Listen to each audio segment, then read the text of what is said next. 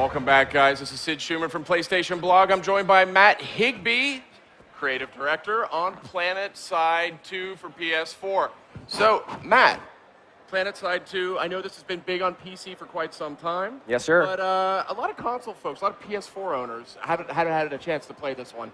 Give me the quick rundown. What can we expect with this? So PlanetSide 2 is a massively multiplayer first-person shooter game, and it allows thousands of players to directly, simultaneously compete with each other in massive, massive battles that include air vehicles, ground vehicles, intense infantry action. It really creates the largest kind of war experience you can have in a video game today. Nice. So we're seeing some gameplay footage here now for the first time, but what I'm hearing on the street is you guys are native 1080p. Yes. Targeting 60 frames a second on PS4. How's it been working with PS4 as a hardware perspective? It's been really great. You know, I mean, we've been running this game on the PC for a while, and we've been working on different optimizations and stuff. But as a kind of PC studio, being able to work on a PS4 is actually fantastic. You're developing for a piece of hardware that you can make sure you're giving a fixed, consistent performance to all the players who are going to be able to do it. So all our players are going to be able to get that incredible experience of the high graphics fidelity, the intense action without having to worry about losing their frames per second, because we can make sure that we're developing and optimizing specifically for this hardware.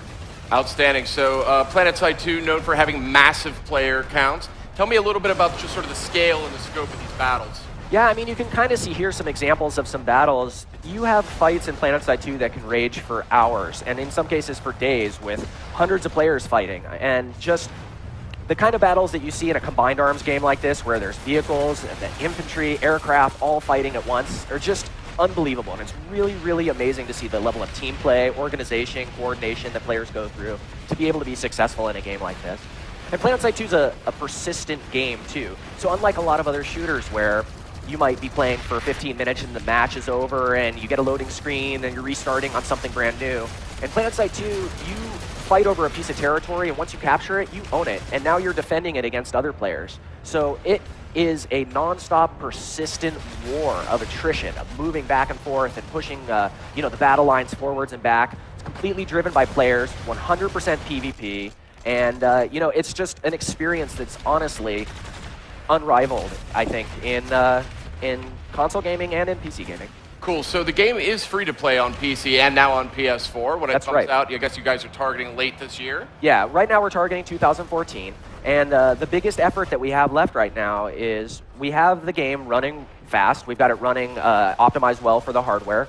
But we're trying to get all of these huge UI windows and screens that are necessary for the big MMO backend sort of made easy to access and easy to navigate on the console controller. Making it feel like a real native console experience is definitely our goal. We don't want it to feel like a port. We want it to feel like something that if you're a console FPS player, you're jumping into this game and it feels like a AAA console FPS. It doesn't feel like, a PC game for 3 years ago that we just shoved on here. So all that work that we need to do on the interface and on the control schemes is all focused on making sure that we're delivering that, and that's kind of our biggest focus over the next few months.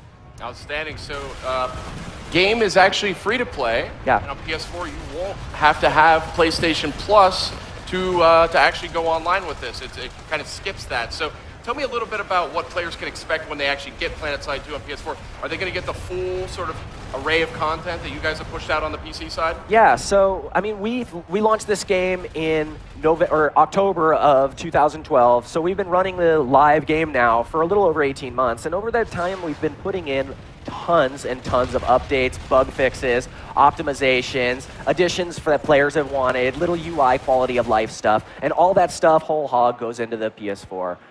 We're not trying to limit the PS4 experience in any way, and after we launch on the PS4, we're going to try to maintain parity on the versions as much as possible. So new features that are going in to the game are going to be going into the PS4 game in line with the PC game.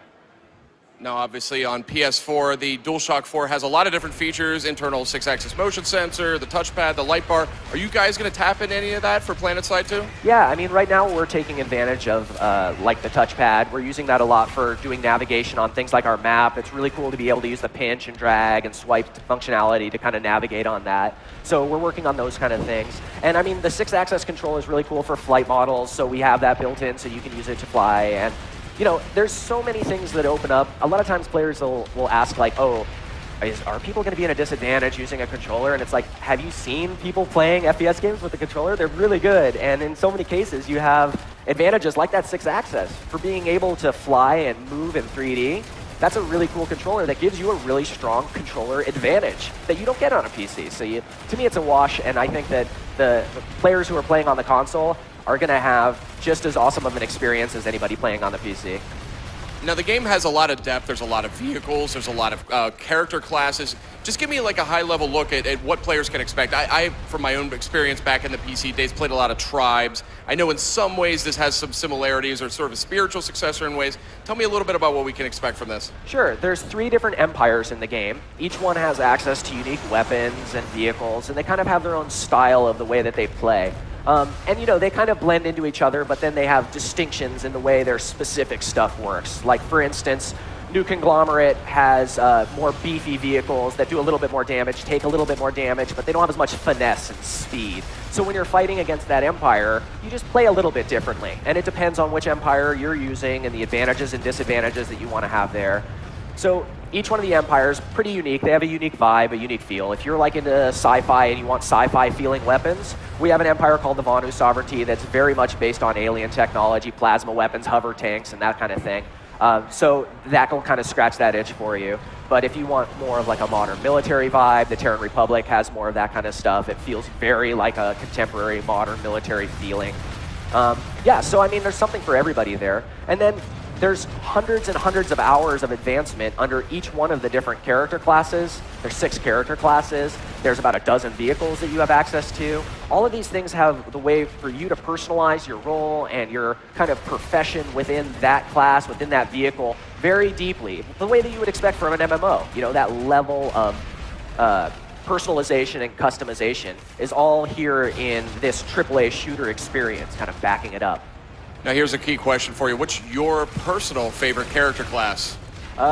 Recently, I've been like fiending on playing Medic, and it's because I kind of have been playing more as like a lone wolf, and it's a good role for that just because I'm very self-sufficient. But you know, it really depends on the situation. In PlanetSide, you're never tied down to the class. If you want to be playing as a medic, you can switch to that right away. Your character advancement options stick with your character, so you don't lose anything that you did on a medic if you play an engineer for a little while or anything like that. So it's really driven by, again, it's a team play game. What does your squad need right now? What does your platoon need? What does your outfit need you to be doing? What does this fight that you guys are working in need? Maybe we need more tanks, and that's what you need to go do, is pull a tank and go do tank support. Maybe we need more medics. But we don't ever want you to feel like, oh, I made the wrong choice and now I can't do the other thing that I want to do. So you're never really locked into that decision. All right, Matt, thanks for walking us through PlanetSide 2, coming to PS4, hopefully later this year.